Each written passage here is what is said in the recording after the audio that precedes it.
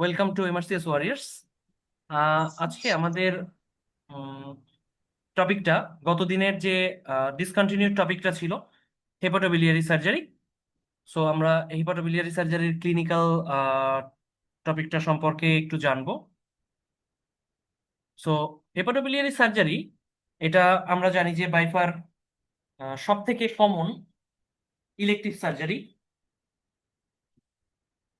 কারণ আমাদের সব থেকে কমন ইলেকটিভ প্রসিডিওর যেটা হয় সেটা মূলত গল ব্লাডার সার্জারি, সেটা ওপেন বা ল্যাপারোস্কোপিক কোলিসিস্টেক্টমি। সো আমরা যদি একটু ডিজিজেস অফ গল ব্লাডারের দিকে যাই, প্রথমে আমি বেশ কিছু একটু থিওরি নিয়ে ডিসকাস করে সেই থিওরি বেসড ইএমআরসিএস এর যে কোশ্চেনগুলো সেগুলো নিয়ে আমরা একটু আলাপ করবো। কারণ থিওরিগুলো শুরুতে থাকলে ইএমআরসিএস এর কোশ্চেনগুলো তখন কম্প্রিহেন্ড করতে একটু সুবিধা হবে। সো প্রথমেই বলা হচ্ছে যে গলস্টোনস। আমরা গলস্টোনের প্যাথোলজি সম্পর্কে জানি যে গলস্টোন ডিজিজ সাধারণত আমরা জানি যে ফিমেলদের বেশি হয়। ফিমেল ফর্টি ফ্যাট ফিয়ার এগুলো আমরা বলি। তাছাড়াও গলস্টোন ডিজিজের বেশ কিছু রিস্ক ফ্যাক্টর আছে। তো আমরা জানি যে গলস্টোন ডিজিজ মূলত তিন ধরনের গলস্টোন: একটা কোলেস্টেরল স্টোন, একটা পিগমেন্ট স্টোন এবং একটা মিক্সড স্টোন। তো বলা হয় কোলেস্টেরল স্টোনের মধ্যে সাধারণত 51 থেকে 99% কোলেস্টেরল থাকে, ওয়ারেজ যেটা মিক্সড স্টোন সেখানে 30 থেকে 50%-এর মতো কোলেস্টেরল থাকে। পিগমেন্ট স্টোনটা সাধারণত পিগমেন্ট স্টোনে আমরা বলি যে 30%-এর কম কোলেস্টেরল থাকে। তো কোলেস্টেরল স্টোনের কতগুলো ওয়েল রিকগনাইজড রিস্ক ফ্যাক্টর আছে, যেমন ওবেসিটি, যে কোনো হাইপার কোলেস্টেরলিজম, যে কোনো ক্ষেত্রে যদি বাইল সল্ট, আমরা জানি যে বাইল সল্টের অ্যাবজর্পশন হয় মূলত টার্মিনাল আইলিয়ামে। সো টার্মিনাল আইলিয়ামে যদি কোনো কারণে বাইল সল্ট অ্যাবজর্পশন না হয়, সো ওই বাইল সল্ট নর্মাল যে বাইল সল্টের পুল, অর্থাৎ বডিতে আমাদের যে পরিমাণ বাইল সল্ট থাকে 5 গ্রামের মতো, এটার কিন্তু 95%ই এই টার্মিনাল আইলিয়াম থেকে অ্যাবজর্পশন হওয়ার পর আবার লিভারে ফিরে আসে। শুধুমাত্র মাত্র 5%-এর মতো বডি প্রতিদিন এটাকে সিনথেসাইজ করতে পারে। সো কোনো কারণে যদি বাইল সল্টের ম্যাল অ্যাবজর্পশন হয়, এদের দেখা যায় বাইল সল্টের পুল কমে যায়। আর বাইল সল্টের মূল কাজ হলো বাইলের মধ্যে কোলেস্টেরলকে সলিউবলাইজ করে রাখা, যাতে কোলেস্টেরলটা নিউক্লিয়েটেড না হয়, সেডিমেন্টেড না হয়, স্টোন ফরমেশন না হতে পারে। দ্যাট ইজ ওয়াই টার্মিনাল আইলিয়ামের যে কোনো ডিজিজ বা টার্মিনাল আইলিয়ামের যে কোনো রিসেকশন বা যে কোনো ম্যালফাংশন কোলেস্টেরল ডিজিজ বা গলস্টোন ডিজিজ করতে পারে। That is why malabsorption due to any cause, যেমন ক্রনস অথবা আইলিয়াল রিসেকশন বা রাইট হেমিকোলেক্টমি, আমি যেটা বলছিলাম যে যে কোনো কারণে যদি টার্মিনাল আইলিয়ামে কোনো ধরনের সমস্যা হয়, আইদার সেখানে কোনো প্যাথোলজি অথবা টার্মিনাল আইলিয়ামটাই রিসেকশন করা হয়েছে। আরেকটা বিষয়, আমরা যে গলস্টোন ফর্মেশনের ক্ষেত্রে জানি যে কোলেস্ট্রল স্টোনের প্যাথোফিজিওলজিতে আমরা তিনটা ফ্যাক্টরের কথা বলি। একটা বলি মেটাবলিক, একটা বলি ইনফেক্টিভ, একটা বলি স্ট্যাসিস। সো মেটাবলিক কজগুলো তো জানলাম। স্ট্যাসিস হতে পারে যদি কোনো কারণে ভ্যাগোটমি করা হয়। আমরা জানি ভ্যাগাস নার্ভ বা গাট এবং বিলিয়ারি অ্যাপারেটাস সবারই মুভমেন্টের, মাসেল মুভমেন্টের জন্য দায়ী, পেরিস্টালসিসের জন্য দায়ী। সো যদি কোনো কারণে ট্রাঙ্কাল ভ্যাগোটমি, যেমন আমরা পাইলোরিক স্টেনোসিসের পেশেন্টদের করি, ট্রাঙ্কাল ভ্যাগোটমি করলে এই পেশেন্টরা স্ট্যাসিসের কারণে গল ব্লাডারের ড্রেনেজটা কমে যায়, তাদের ডেভেলপ করতে পারে গলস্টোন। এমনকি ডায়াবেটিক পেশেন্টদের, যাদের ডায়াবেটিক অটোনমিক নিউরোপ্যাথি, তাদেরও কিন্তু এই ভ্যাগাল নিউরোপ্যাথির কারণে তাদের গলস্টোন ডিজিজ ডেভেলপ করতে পারে। ইনফেক্টিভ কজের ক্ষেত্রে আমরা সাধারণত বলি যে ব্রাউন পিগমেন্ট স্টোনগুলো বেশি ফর্মেশন হয়। পিগমেন্টের মধ্যে দুই ধরনের স্টোন, একটা ব্ল্যাক পিগমেন্ট স্টোন, একটা brown pigment stone. So black pigment স্টোনটা ফর্মেশন হয় সাধারণত হিমোলাইসিসের জন্য, যে কোনো হিমোলাইটিক ডিসঅর্ডার, যেমন হেরিডিটারি স্পেরোসাইটোসিস হতে পারে বা হিমোলাইটিক অ্যানিমিয়া, থ্যালাসেমিয়া হতে পারে। এটা মূলত গল ব্লাডারেই ফর্মেশন হয়। হোয়ারেজ ব্রাউন পিগমেন্ট স্টোনটা, এটা সাধারণত ইনফেকশনের কারণে হয়, যেমন ইকোলাই হতে পারে বা ক্লোনরকিস সাইনেনসিস হতে পারে, অ্যাসকারিয়াসিসের কারণে হতে পারে, ইভেন ফরেইন বডির কারণে হতে পারে। যদি কোনো স্টেন্ট দেয়া থাকে বা কোনো টি টিউব দেয়া থাকে কমন বাইল ডাক্টে, তার কারণে হতে পারে। এবং দেখা যায় যে ব্রাউন পিগমেন্ট স্টোনটা গল ব্লাডারের থেকে কমন বাইল ডাক্টেই বেশি ফর্মেশন হয়। সো খুব কমন একটা পরীক্ষায় আসে যে কোন কোন ডিজিজ বা কোন কোন অপারেশন এটা রিস্ক ফ্যাক্টর, কোনটা কোনটা না। তো আমরা এই প্যাথোলজি, এই মেটাবলিক কজ, ইনফেক্টিভ কজ এবং স্ট্যাসিস এর বাইরে যে কোনো ডিসঅর্ডার থাকলে সেগুলোকে আমরা এর মধ্যে আনবো না। সো গলস্টোনের কমপ্লিকেশন মোরলেস আমরা সবাই জানি যে গলস্টোন ডিজিজ এখন বলা হয়। এখন বলা হয় যে এর একটা বড় স্পেকট্রাম, যেমন এটা যদি গল ব্লাডারে থাকে তাহলে এটা বিলিয়ারি কোলিক করতে পারে, সেটা অ্যাকিউট ক্যালকুলাস কোলিসিস্টাইটিস করতে পারে, ক্রনিক কোলিসিস্টাইটিস করতে পারে। যদি নেকে ইম্প্যাকশন হয় সেখান থেকে মিউকোসিল হতে পারে, এম্পাইমা গল ব্লাডার হতে পারে। অনেক সময় দেখা যায় হার্টম্যান পাউচে ইম্প্যাক্টেড হয়ে সে কমন হেপাটিক ডাক্টের উপরে বা কমন বাইল ডাক্টের উপরে কম্প্রেশন করতে পারে, করে সেখানে অবস্ট্রাকটিভ জন্ডিস করতে পারে। এটাকে আমরা বলি মিরিজি সিনড্রোম। আমরা এটাকে বলি মিরিজি সিনড্রোম। সো এখানে হার্টম্যান পাউচে নিচেই দেখানো হচ্ছে এখানে যে মিরিজি সিনড্রোমের ক্ষেত্রে হার্টম্যান পাউচে ইম্প্যাক্টেড হয় স্টোনটা, then recurrent inflammation and compression of the common bile duct resulting in obstructive jaundice. কখনো কখনো এখানে ফিস্টুলেশন হয়ে যায় between gall bladder and common bile duct, so বলা হয় কোলেসিস্টো কোলেডোকাল ফিস্টুলা। তো এটাকে বলা হয় মিলিজি সিনড্রোম। এবং মিলিজি সিনড্রোমের ক্ষেত্রে আমরা সাবটোটাল কোলিসিস্টেক্টমি করি, যে অংশটুকু কমন বাইল ডাক্টে কম্প্রেস করে আছে, পুরোপুরি কোলিসিস্টেক্টমি সেখানে করা যেতে পারে না, করা যায় না, কারণ তার ক্যালোস ট্রায়াঙ্গেলটা এতই ডিসঅর্গানাইজড এবং এতই হোস্টাইল অ্যানাটমি থাকে সেখানে। খুব বেশি একদম টোটাল কোলিসিস্টেক্টমি করতে গেলে কমন বাইল ডাক্ট সহ আশেপাশের ভাইটাল স্ট্রাকচারের ইনজুরি হওয়ার চান্স খুব বেশি থাকে। তাছাড়াও এই গল ব্লাডার গলস্টোন যখন কমন বাইল ডাক্টে যায় তখন কোলানজাইটিস করতে পারে, অবস্ট্রাকটিভ জন্ডিস করতে পারে। যখন এটা অ্যাম্পুলা অফ ভেটারে আটকে যায় তখন সেটা অ্যাকিউট প্যানক্রিয়াটাইটিস করতে পারে। এবং কখনো কখনো গল ব্লাডারের সাথে ডিউডেনামের একটা ফিস্টুলেশন হয়, আমরা বলি কোলেসিস্টো ডিউডেনাল ফিস্টুলা, যার মাধ্যমে অনেক বড় গলস্টোন এটা গাটের মধ্যে গিয়ে সে গলস্টোন আইলিয়াস করতে পারে। সো গলস্টোন আইলিয়াস সাধারণত দেখা যায় এটা 60 সেন্টিমিটার বা 2 ফিট প্রক্সিমালি গলস্টোন আইলিয়াসটা গিয়ে ইম্প্যাকশন হয় গলব্লাডারে। এবং এই গলস্টোন আইলিয়াস ট্রিটমেন্ট যদি আমরা করতে চাই সেক্ষেত্রে আমাদের ট্রিটমেন্ট হলো প্রক্সিমাল এন্টেরোটমি। অর্থাৎ আমরা যে জায়গাটায় গলস্টোনটা আটকে আটকে থাকে বা ইম্প্যাক্টেড হয়ে থাকে তার থেকে প্রক্সিমালি আমাদেরকে ইনসিশন দিতে হয়। কখনোই আমরা যেখানে স্টোন ইম্প্যাক্টেড সেখানে ইনসিশন দিব না, কারণ ওই জায়গাটা এডিমাটাস হয়ে থাকে বা ইনফ্ল্যামড হয়ে থাকে। আমি যদি ওখানে ইনসিশন দিই সেখানে হিলিং হওয়ার চান্স কম থাকে, পারফোরেশন হয়ে যেতে পারে। দ্যাট ইজ ওয়াই আমাদের এন্টেরোটমি করতে হবে প্রক্সিমালি, করে আমরা গলস্টোন রিমুভ করব। এবং কোয়েশ্চেন হলো গল ব্লাডারের কি করব, গল ব্লাডার থেকে স্টোন আসছে। যেমন আমরা জানি যে কমন বাইল ডাক্টে যখন স্টোন হয় তখন আমরা কিন্তু কোলেডোকো লিথোটমি করার সাথে সাথে তার যে রুট, তার যে উৎস, সেই গল স্টোনটা গল ব্লাডারটাকেও আমরা রিমুভ করে দিই, কোলোসিস্টেক্টমি করতে হয়। বাট গলস্টোন আইলিয়াসের ক্ষেত্রে একটা জিনিস খুব খেয়াল করতে হবে, যে গলস্টোন আইলিয়াসের ম্যানেজমেন্টে আমরা কখনোই গল ব্লাডারে হাত দিব না। কারণ গল ব্লাডার বলা হচ্ছে যে শুড বি লেফট অ্যালোন, গল ব্লাডারে কোনো অপারেশন আমরা করব না। কারণ গল ব্লাডার থেকে আহ, এই আইলিয়াসটা হতে গেলে অবশ্যই একটা কোলেসিস্টোডিউডেনাল ফিস্টুলার মাধ্যমে, একটা ফিস্টুলেশন ছাড়া এই আইলিয়াসটা হওয়া পসিবল না। যে জন্য বলা হচ্ছে যে এখানে ডিউডেনামের সাথে গল ব্লাডার এমনভাবেই ফিস্টুলেশন হয়, এতই হোস্টাইল অ্যানাটমি থাকে। এবং সেকেন্ডলি এই ডিফেক্টটা এত বড় যে গলব্লাডার যদি আমি অপারেশন করি, কোলিসিস্টেক্টমি করি, তাহলে এই ডিউডেনাল ডিফেক্ট ক্লোজ করা টাফ হয়ে দাঁড়ায়। দ্যাট ইজ ওয়াই বলা হচ্ছে গলস্টোন আইলিয়াসের ক্ষেত্রে ট্রিটমেন্ট হলো proximal enterotomy with removal of the gallstone and keeping the gall bladder in situ left alone. Okay. So acute কোলিসিস্টাইটিসের ম্যানেজমেন্ট আমরা জানি। অ্যাকিউট কোলিসিস্টাইটিসের প্রেজেন্টেশন ইউজুয়ালি আমরা জানি যে রাইট আপার কোয়াড্রেন্ট পেইন নিয়ে আসে, তার সাথে তার repeated repeated right upper quadrant pain থাকতে পারে, তার সাথে ফিভার থাকতে পারে, ভমিটিং থাকতে পারে। এই পেশেন্টদের যদি স্টোন পাওয়া যায় তাহলে এটা acute calculus cholecystitis. Immuno compromised হলে তো কথাই নেই, ইমিউনো কম্প্রোমাইজড হলে তার আরো ডায়াগনোসিসের পক্ষে যায়, আরো ফেভারেবল হয়। কখনো কখনো ডায়াবেটিস থাকতে পারে, তবে ইমিউনো কম্প্রোমাইজড পেশেন্টদের ক্যালকুলাস অপেক্ষা অ্যাক্যালকুলাস কোলিসিস্টাইটিস বেশি থাকে। সো যদি এমন হয় যে immuno compromised with right upper quadrant pain, কোনো স্টোন পাওয়া যাচ্ছে না, তাহলে আমাদের ডায়াগনোসিস হবে অ্যাকিউট অ্যাক্যালকুলাস কোলিসিস্টাইটিস।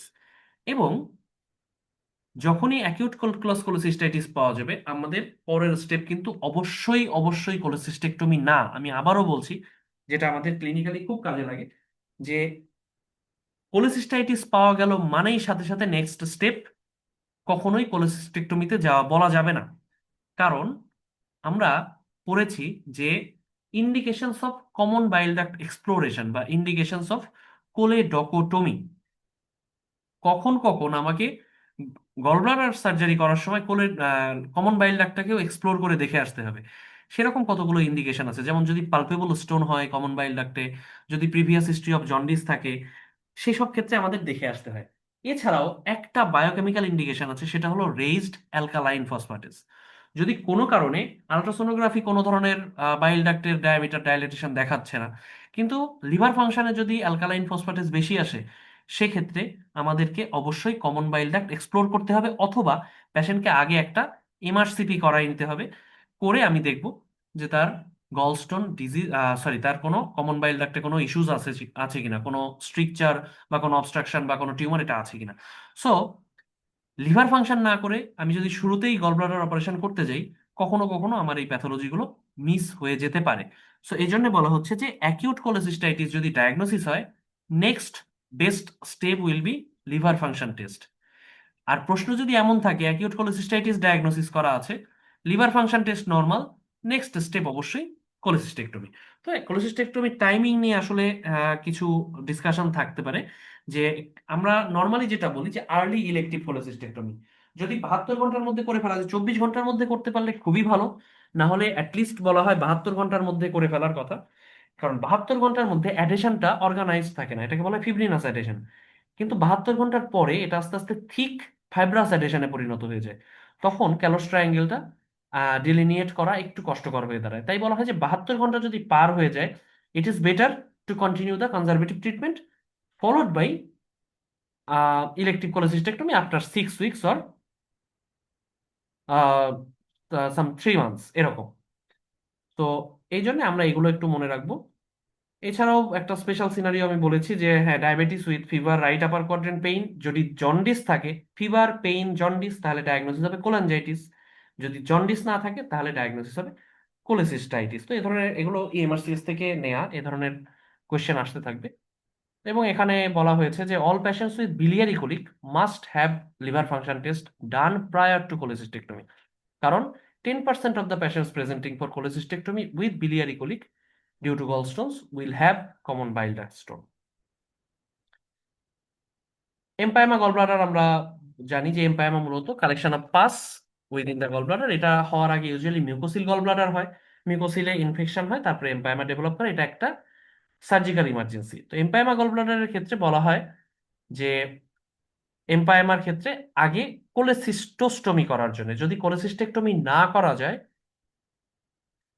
সেক্ষেত্রে প্রথমে কোলেসিস্টোস্টমি করার জন্য একটা ড্রেনেজ, আমরা নর্মালি এক্সটার্নাল অ্যাবসেসের ক্ষেত্রে আমরা বলি যে ইনসিশন অ্যান্ড ড্রেনেজ, তেমনি গলব্লাডার অ্যাবসেসের ক্ষেত্রেও ড্রেন করতে হবে।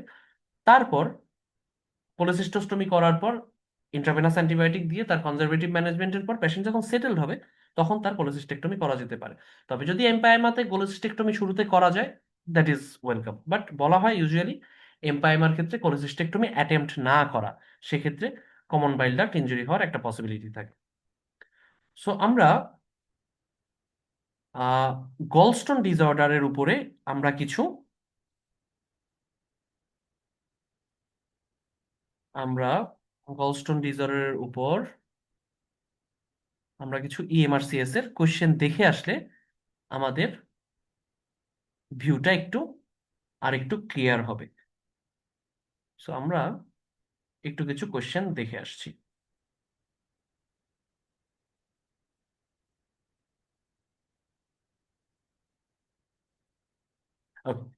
ক্লাসিক্যাল একটা কোশ্চেন এখানেই আছে। বলা হচ্ছে 60 years old man with type 2 diabetes is admitted to hospital unwell. On examination, he has features of septic shock and right upper quadrant tenderness.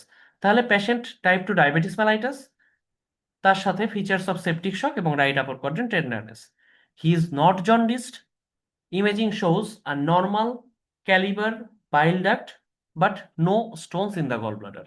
তাহলে তার ইমিউনোসাপ্রেশনের হিস্ট্রি আছে, right upper quadrant pain fever এগুলো সবই আছে, কিন্তু তার বাইল ডাক্টও নর্মাল ক্যালিবার, কোনো জন্ডিস নেই। যদি জন্ডিস থাকতো ডায়াগনোসিস হতো কোলাঞ্জাইটিস। যেহেতু জন্ডিস নেই, তাহলে ডায়াগনোসিস অ্যাকিউট কোলেসিস্টাইটিস। স্টোন না থাকার কারণে the diagnosis should be acute acalculous cholecystitis. Okay, so এই ডায়াগনোসিস হচ্ছে আমাদের অ্যাকিউট অ্যাক্যালকুলাস কোলেসিস্টাইটিস। সো আমরা নেক্সট কোশ্চেনটায় চলে যাই।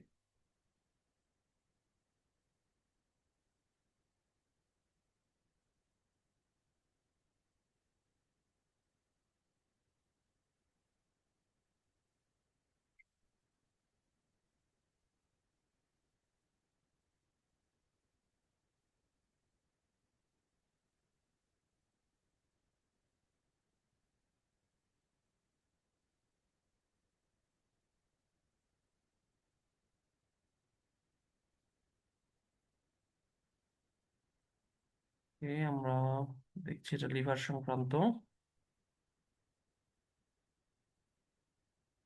আমরা দু একটা কোশ্চেন দেখে তারপর আমরা একটু বাইল ডাক্ট ডিসঅর্ডার গুলোতে যাব।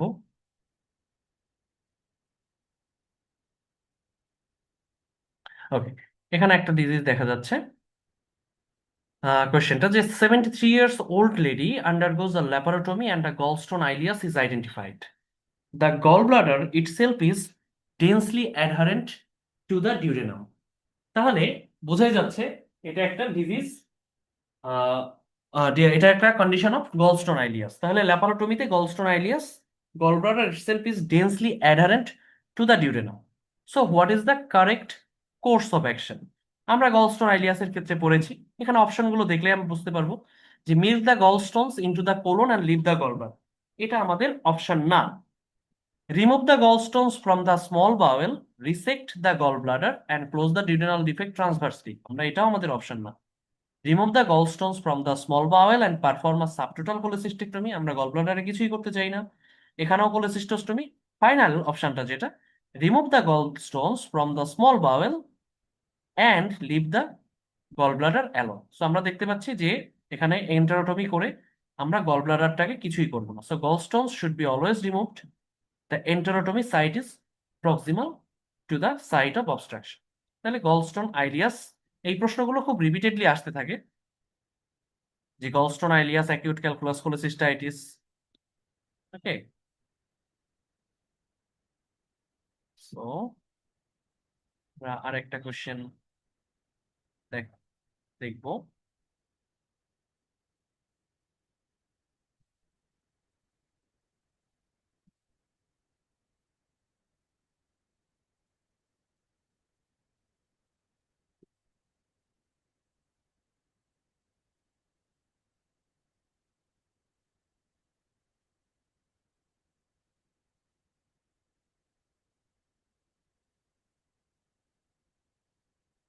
এখানে বলা হচ্ছে যে what proportions of patients presenting for cholecystectomy for treatment of biliary colic due to gallstones will have stones in the common bile duct. অর্থাৎ কোলেসিস্টেক্টমির জন্য আমরা যে পেশেন্টগুলো সিলেক্ট করি, মানে গলস্টোন আছে, তাদের মধ্যে কত পার্সেন্টের কমন বাইল ডাক্ট পাওয়া যাবে। এই রেশিওটা একদম ওয়ার্ল্ড ওয়াইড রিকগনাইজড, এটা মাথায় রাখতে হবে যে 10%। যে 10% পেশেন্ট যাদের গলস্টোনের কারণে biliary colic ডেভেলপ করেছে, তাদের মধ্যে কমন বাইল ডাক্ট স্টোন পাওয়া যাবে। তাই পেশেন্টদের মধ্যে 10%-এর ক্ষেত্রে কমন বাইল ডাক্ট স্টোন পাওয়া যাবে। এটাই বলা হচ্ছে যে যে কারণে আমাদের লিভার ফাংশন টেস্ট করাটা খুব জরুরি। কারণ এই কমন বাইল ডাক্টে যে স্টোন আছে, এটার একটা ক্লু থাকতে পারে দুই ভাবে। একটা থাকতে পারে আল্ট্রাসোনোগ্রাফিতে তার ডাইলেটেড কমন বাইল ডাক্ট, অথবা তার লিভার ফাংশনের ক্ষেত্রে অ্যালকালাইন ফসফেটেসটা বেশি। সো এই দুটো জিনিস আমাদের একটা ক্লু হিসেবে কাজ করতে পারে। সো আমরা আবার একটু টেক্সটে ফিরে যাই, তারপর আমরা বাকি কোশ্চেনগুলো একবার আলাপ করতে পারবো। সো নেক্সট বলা হচ্ছে biliary tract disorders। So biliary tract disorders এর মধ্যে biliary obstruction আছে। যেমন যদি এমন হয় যে যে কোনো কারণে biliary obstruction এবং প্যাশেন্টটা আনসেটেলড, সবসময় আমরা মাথায় রাখবো যে তার biliary ড্রেনেজ করাটা প্রথম জরুরি। কোনো কারণে কমন বাইল ডাক্ট ডাইলেটেড, অথবা তার অ্যামাইলেজ বেড়ে গেছে, অথবা তার কোল্যাঞ্জাইটিসের ফিচার ডেভেলপ করেছে, বা জন্ডিস, ইনক্রিজিং জন্ডিস, যে কোনো কারণে যদি তার অ্যাম্পুলা অফ ব্যাটার বা কমন বাইল ডাক্ট বা কমন মেজর প্যানক্রিয়াটিক ডাক্ট, এগুলোর কোনো একটা যদি তার অবস্ট্রাকশনের ফিচার থাকে, যেহেতু অ্যাম্পুলা অফ ব্যাটারি তারা ট্রেন করে, প্রথম কাজ আমাদের এই অবস্ট্রাকশন রিলিভ করা। মাইন্ডেড, যে কোনো ভাবেই অবস্ট্রাকশন রিলিভ করা। সো অবস্ট্রাকশন রিলিভ করার জন্য আমরা কি করতে পারি? প্রথম আমাদের কাজ ইআরসিপি করা।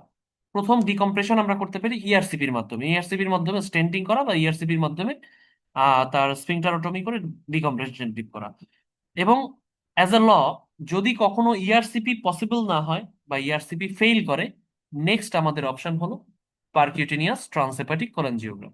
সো বলা হচ্ছে যে যে কোনো কারণে dilated CBD dilated or increased amylase biliary obstruction, best way to decompress is ERCP and stenting. এটুকু আমরা মনে রাখবো যে best way to decompress is ERCP and stenting, এবং ইআরসিপি এবং স্টেন্টিং যদি ফেইল করে, নেক্সট হলো আমাদের PTC, that is percutaneous transhepatic cholangiogram and drain. এই প্রশ্নটা বারবার আসবে যে এই ধরনের সিনারিওতে বিলিয়ারি অবস্ট্রাকশন রয়েছে অথবা অ্যামাইলেজ বেড়ে গেছে, প্রথম আমার ডিকম্প্রেশন করতে হবে ইআরসিপির মাধ্যমে। যদি ইআরসিপি ফেইল করে, নেক্সট আমার কাজ পিটিসি এবং ড্রেন, পারকিউটেনিয়াস ট্রান্সহেপাটিক কোলাঞ্জিওগ্রাম অথবা ড্রেন। সো এখানে বলা হচ্ছে wherever the obstruction is, the first ERCP is done to relieve the obstruction.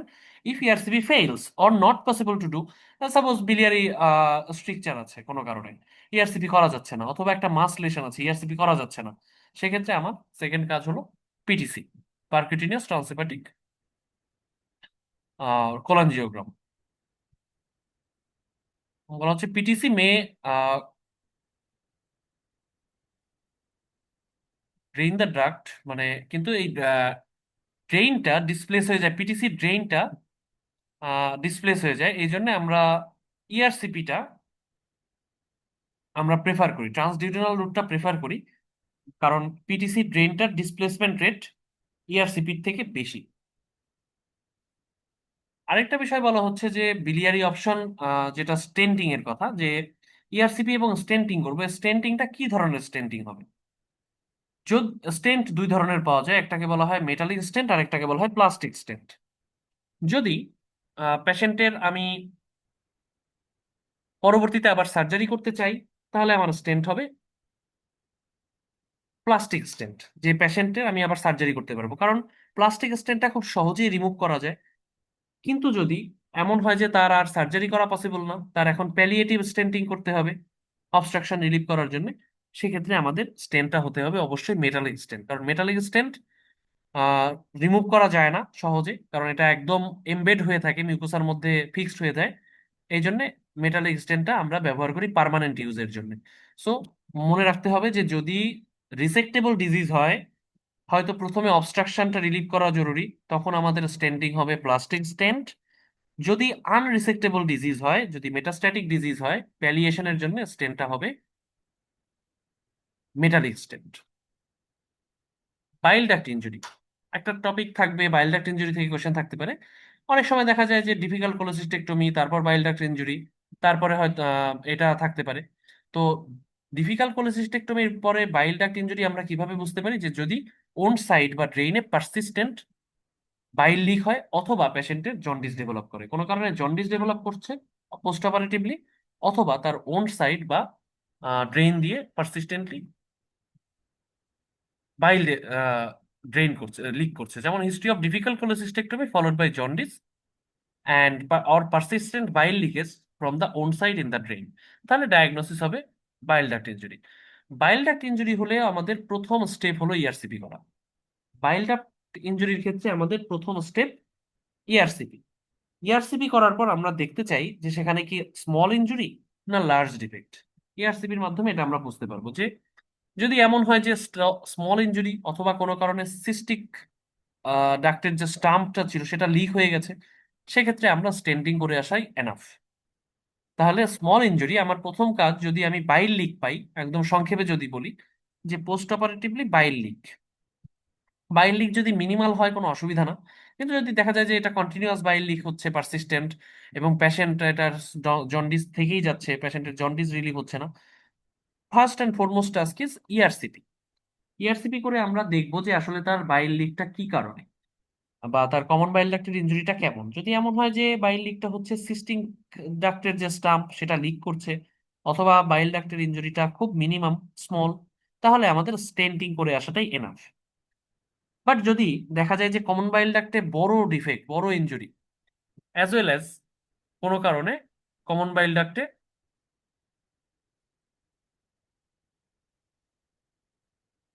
Okay, difficult কোলোসিস্টেক্টমি, difficult কোলোসিস্টেক্টমি বলতে বোঝায় যে যদি ক্যালোস ট্রায়াঙ্গেলের অ্যানাটমিটা ঠিক মতো ডিলিনিয়েট না করা যায়, যেমন আহ, খুব কন্ট্রাক্টেড গল ব্লাডার, অথবা রিপিটেড ইনফ্লামেশনের কারণে ক্যালোস ট্রায়াঙ্গেল আইডেন্টিফাই করা যাচ্ছে না, বা কোনো কারণে দেখা যায় যে এমপাইমা গল ব্লাডারের ক্ষেত্রে ক্যালোস ট্রায়াঙ্গেলটা আইডেন্টিফাই করা যায় না, বা মিরিজি সিনড্রোমের ক্ষেত্রে ক্যালোসটা আইডেন্টিফাই করা যায় না। তো এগুলোকে বলা হয় ডিফিকাল্ট কোলেসিস্টেক্টমি, যেটাতে হয়তো আমরা কোলেসিস্টেক্টমি করতে চাচ্ছিলাম না, সেটা করতে হলো, অথবা করার সময় কোনো হোস্টাইল অ্যানাটমির কারণে কোনো একটা কমন বাইল ডাক্টে বা কোনো অন্য সারাউন্ডিং ভাইটাল কোনো স্ট্রাকচার ইনজুরি হয়ে যায়। সো সহজভাবে যে কোলেসিস্টেক্টমি করতে গিয়ে বাইল ডাক্ট ইনজুরি হয় সেটাকে আমরা ডিফিকাল্ট কোলেসিস্টেক্টমি বলবো ইন টার্মস অফ কোয়েশ্চেন্স। তো যেটা বলছিলাম যে যদি লার্জ ডিফেক্ট হয় অথবা কমন বাইল ডাক্ট ট্রান্সেক্টেড হয়ে যায়, তখন আমাদেরকে ল্যাপারোটমি করতে হবে, ল্যাপারোটমি করে ড্রেন করতে হবে এবং ওন ক্লোজার করতে হবে। এবং যদি এই দুটার একটাতেই স্টেন্টিং করার পর এবং ড্রেন ক্লোজারের পরেও পেশেন্ট স্টেবল না হয়, সেটেল না হয়, পরবর্তীতে আমাদের টাস্ক হলো হেপাটোবিলিয়ারি সার্জনের কাছে ট্রান্সফার করা। তো যদি স্টেন্টিং করার পরে পেশেন্ট সেটেল না হয়, অথবা ড্রেন এবং দেওয়ার পর এবং ওন ক্লোজারের পর যে কোনো একটা করি আমি, অর্থাৎ ড্রেন আমি দিতে পারবো, জেনারেল সার্জন ড্রেন দিতে পারবে, ফ্যালাসিটা এখানে, যেখানে মূলত উদ্দেশ্যটা এখানে যে আমি কতটুকু নিজের হাতে রাখতে পারি। সো যদি স্টেন্টিং করার পর সেটেলড হয়ে যায়, গুড। যদি সেটেলড না হয়, তাহলেও হেপাটোবিলিয়ারি সার্জনকে রেফার করতে হবে। আর যদি আমি লার্জ ডিফেক্ট ল্যাপারোটমি করে ড্রেন দিয়েছি, আলটিমেটলি ড্রেন দেওয়াতে তো আর ডিফেক্ট ক্লোজার হলো না, শুধুমাত্র একটা টেম্পোরারি মিজার, সেক্ষেত্রেও আমাকে হেপাটোবিলিয়ারি সার্জনের কাছে রেফার করতে হবে। কমন বাইল ডাক্ট স্টোন আমরা জানি, একটু আগে স্টোন নিয়ে আলাপ করেছি। So common bile duct stone কোথায় আছে তার লোকেশনের উপর ভিত্তি করে আমাদের ট্রিটমেন্টটা চেঞ্জ হয়। সাধারণত তিন ধরনের ট্রিটমেন্ট অপশন, একটা হলো ডিস্টাল আর একটা প্রক্সিমাল। যদি ডিস্টাল স্টোনটা ইম্প্যাক্টেড না হয়, তাহলে বেস্ট অপশন হলো ইআরসিপি এবং স্ট্যান্টিং, অথবা টি টিউব স্ট্যান্টিং, যে ইআরসিপি স্ট্যান্টিং অথবা টি টিউব। আর যদি ইম্প্যাক্টেড হয়ে যায় স্টোন, সেক্ষেত্রে বলা হয় যে কোলেডকো ডিউডেনোস্টমি করে আসার কথা। ইম্প্যাক্টেড স্টোনের ক্ষেত্রে বলা হয় যে কোলেডকো ডিউডেনোস্টমি করে আসার জন্য। কারণ যে অংশটাতে ইম্প্যাকশন হয়েছে ডিস্টালি, সেই পার্টটা আবার ম্যানিপুলেট করতে নিষেধ করা হয়, যে সেটা ম্যানিপুলেট না করাই ভালো।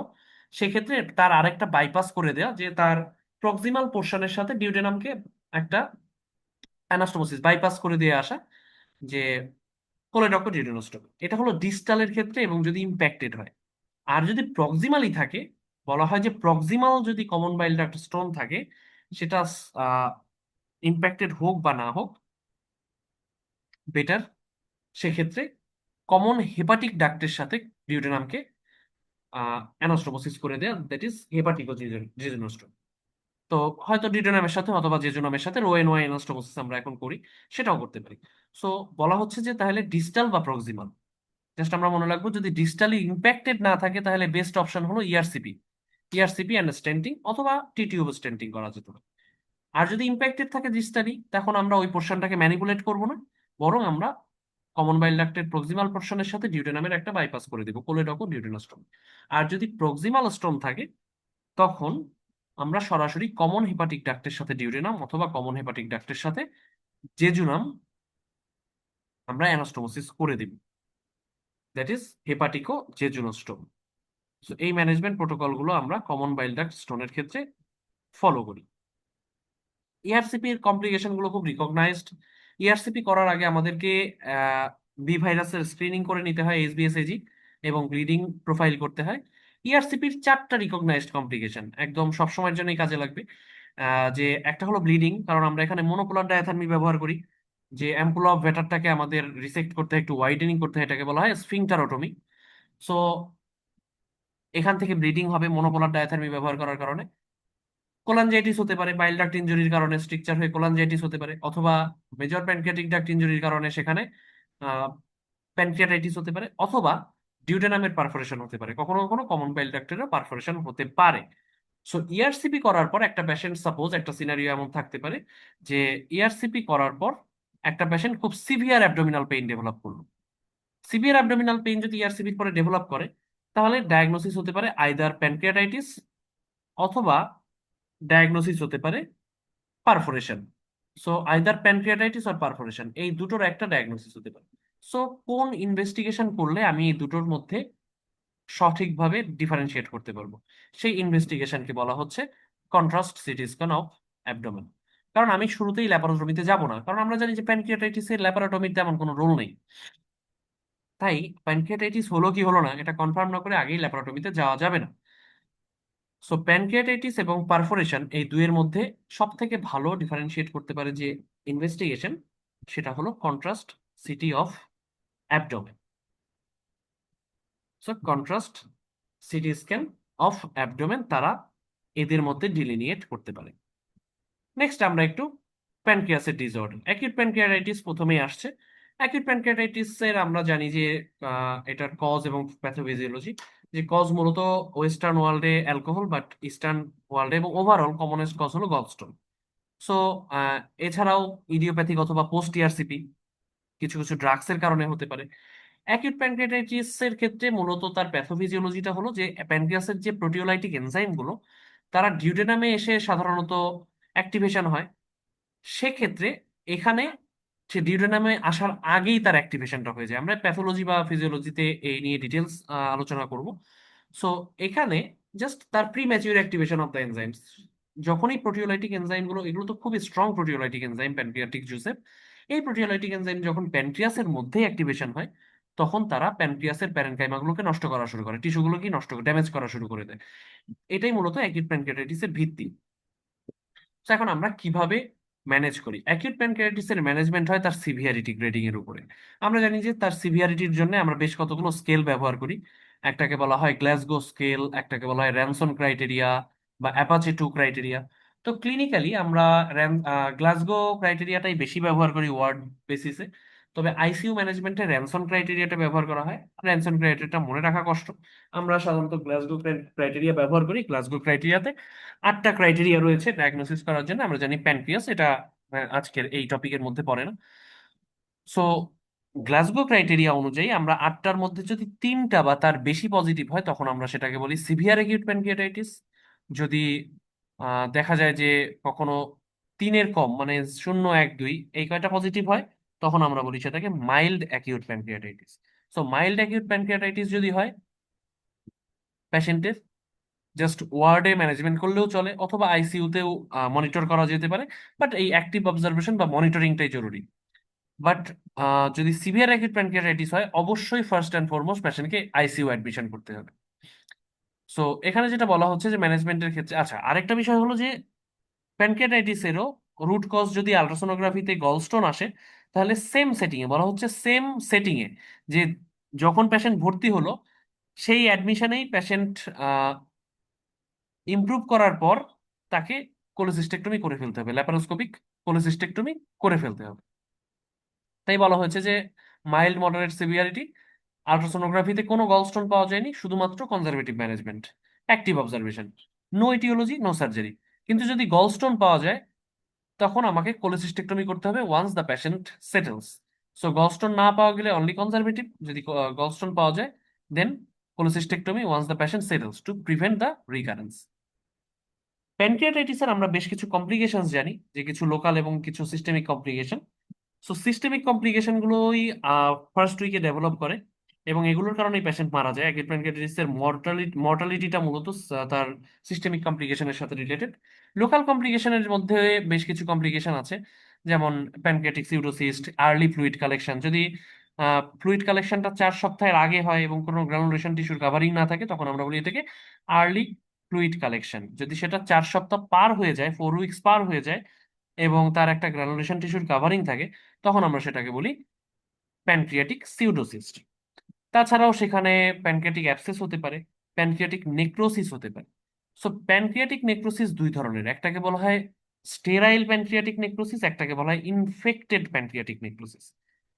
যদি স্টেরাইল প্যানক্রিয়াটিক নেক্রোসিস হয় তখন আমার সেখানে ফাইন নিডল অ্যাসপিরেশন করতে হয়। যদি স্টেরাইল নেক্রোসিস হয় তখন সেখানে ফাইন নিডল অ্যাসপিরেশন ম্যান্ডেটরি। যদি সেখানে ইনফেকশন পাওয়া যায় তখন পেশেন্টকে অপারেশন করতে হবে, সেই অপারেশনের নাম প্যানক্রিয়াটিক নেক্রোসেক্টমি, অর্থাৎ সেই নেক্রোস পোর্শনটাকে রিসেকশন করে ফেলতে হবে, শুধুমাত্র যদি ইনফেকশন পাওয়া যায়। ইনফেকশন পাওয়া যেতে হবে, অথবা পেশেন্ট হিমোডাইনামিক্যালি আনস্টেবল থাকতে হবে। এই দুটোর একটা ছাড়া কখনোই প্যানক্রিয়াটিক নেক্রোসেক্টমি করা যাবে না। শুধুমাত্র স্টেরাইল প্যানক্রিয়াটিক নেক্রোসিসে নেক্রোসেক্টমি করা যাবে না। আইদার এফএনএসি করে সেখানে ইনফেকশন এভিডেন্ট হতে হবে, অথবা পেশেন্ট যদি এমন হয় যে তার এক্সটেন্সিভ নেক্রোসিস তার সাথে হিমোডিনামিক্যালি আনস্টেবল, সেক্ষেত্রে তার নেক্রোসেক্টমি করা যেতে পারে। আমরা বেশ কিছু বিষয় জানি যে আমরা সিরাম অ্যামাইলেজ সিরাম লাইপেজ দুটো এনজাইম দেখি, বাট লাইপেজটাই মোস্ট সেন্সিটিভ। কারণ অ্যামাইলেজ অ্যাকিউট অ্যাবডোমেনের যে কোনো কন্ডিশনে অ্যামাইলেজ বাড়তে পারে। এছাড়াও কখনো কখনো ম্যানেজমেন্টে বলা হয় যে তিনটা জিনিস নিয়ে প্রশ্ন ওঠে অ্যাকিউট প্যানক্রিয়াটাইটিসের, যে oral feeding or parenteral feeding, antibiotic or not, এবং অকট্রিওটাইড। আমরা অকট্রিওটাইড জানি যে সোমাটোস্ট্যাটিন অ্যানালগ।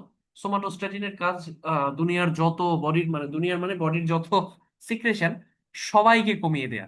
তো প্যানক্রিয়াটাইটিসে অকট্রিওটাইডের রোল, এটা একটা কন্ট্রোভার্সিয়াল। সো এটা দেয়া যাবে কি যাবে না এটা নিয়ে কোনো আহ, মানে ট্রাস্টওয়ার্দি বা রিলায়েবল কোনো ডাটা নেই।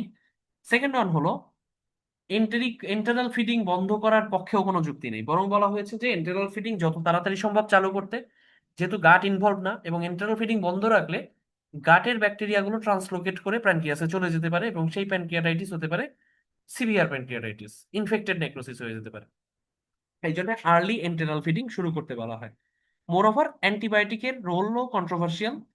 কখনো কখনো বলা হয় যে যেগুলো একটু ব্রড স্পেকট্রাম এবং প্যানক্রিয়াস্টিক টিস্যুতে পেনিট্রেট করতে পারে, যেমন কুইনোলোন গ্রুপের অ্যান্টিবায়োটিক সিপ্রোফ্লক্সাসিন অথবা ইমিপেনেম মেরোপেনেম, এদেরকে ব্যবহার করা যেতে পারে। তবে এগুলোর কোনোটার রোলই আসলে, প্যানক্রিয়াটাইটিসের ট্রিটমেন্ট হলো based on the prevention of the systemic complications. যে সিস্টেমিক মাল্টি সিস্টেম ইনভলভমেন্ট, এই কমপ্লিকেশন গুলোর সিভিয়ারিটি প্রিভেন্ট করাই অ্যাকিউট প্যানক্রিয়াটাইটিসের ট্রিটমেন্টের মূল উদ্দেশ্য। যেটা বলছিলাম যে প্যানক্রিয়াটাইটিসের ফ্লুইড কালেকশন যদি 4 সপ্তাহের আগে হয় আর্লি ফ্লুইড কালেকশন, 4 সপ্তাহের পরে হলে সিউডোসিস্ট। সিউডোসিস্টের ক্ষেত্রে আমরা রুল অফ 6 ফলো করি। যদি এমন হয় ডিউরেশন 6 উইকস এর কম, অথবা ডায়ামিটার 6 সেন্টিমিটারের কম, তখন আমাদেরকে স্পন্টেনিয়াস রেজলিউশনের জন্য ওয়েট করতে হবে। কিন্তু যদি দুটোর একটা পজিটিভ হয়, আইদার 6 উইকস পার হয়ে গেছে অথবা তার ডায়ামিটার 6 সেন্টিমিটারের বেশি, তখন আমরা তাকে ট্রিটমেন্ট করব। সেই ট্রিটমেন্ট হলো সিস্টোগ্যাস্ট্রোস্টমি, অর্থাৎ ওই প্যানক্রিয়াটিক সিউডোসিস যেটা ঠিক স্টোমাকের পিছনে, আমরা জানি যে লেসার স্যাক মানে হলো স্টোমাক এবং প্যানক্রিয়াসের মধ্যবর্তী যে জায়গাটা। সো স্টোমাকের পিছনেই জমা হয়, অতএব স্টোমাকের সাথে তার একটা লাইন করে দেওয়া যেতে পারে। তো এটা বলা হয় ডিপেন্ডেন্ট পার্ট, যে যদি স্টোমাকের সাথে লাইন করলে এটা ডিপেন্ডেন্ট হয়, সেটাও করা যেতে পারে, অথবা কখনো কখনো জেজুনামের সাথেও করা হতে পারে। এটা নির্ভর করে যে কোথায় করবো। তো সিস্টোগ্যাস্ট্রোস্টমি বা সিস্টোজেজুনোস্টমি যে কোনোটাই করা যেতে পারে, এবং ওপেন এবং এন্ডোস্কোপিক প্রসিডিওরে করা যেতে পারে। তো নেক্সট টপিক আমাদের, যেটা আমরা বলি যে এল্ডারলি এজে অবস্ট্রাকটিভ জন্ডিসের commonest cause, that is the carcinoma head of the pancreas. আমরা সবসময় বলি যে painless jaundice in elderly patient is always due to carcinoma head of the pancreas until otherwise proved. Elderly patient with obstructive jaundice, painless jaundice is due to carcinoma head of the pancreas until otherwise proved. ওকে, আমাদের জুমের টাইমটা শেষ হয়ে যাচ্ছে, তো আমরা see head of the pancreas পড়ার আগে আমরা এখন মিটিংটা শেষ করে দিচ্ছি। জাস্ট আমরা কিছুক্ষণের মধ্যে 5-6 মিনিটের মধ্যে আবার আমরা মিটিংটা শুরু করব, যাতে নতুন টপিক দিয়ে শুরু করতে পারি। এবং তখন আমরা এই থিওরিটা শেষ করে কোশ্চেনটা নিয়ে আলাপ করব।